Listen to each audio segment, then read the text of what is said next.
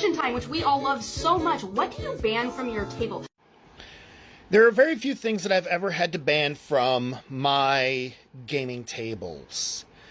I mean, other than the usual distraction stuff. But if you're talking just like with characters and rules and stuff like that, let me think. First off, unless I'm actually running an evil campaign, I typically don't allow my players to play evil characters.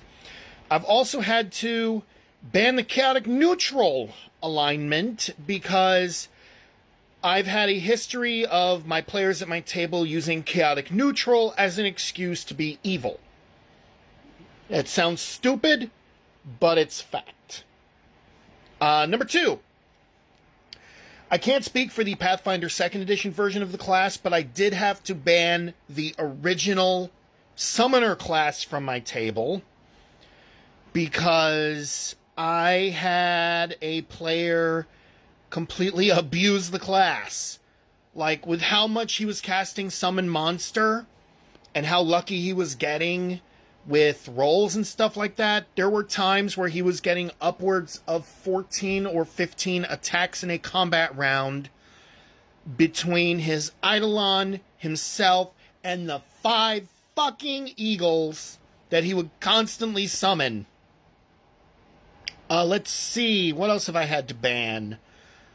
Those are the things that I can think of off the top of my head right now. I'm sure I'll come up with other stuff later, but those are the 2 big things that I could come up with at this moment. Oh, yeah, I don't allow homebrew. It sounds stupid and it sounds selfish, but I've always had when I was playing with people at a table, I always had the rule that if you want to use something from a third-party book, you had to constantly bring the book with you so that way I could look at it and make sure that it's perfectly legal.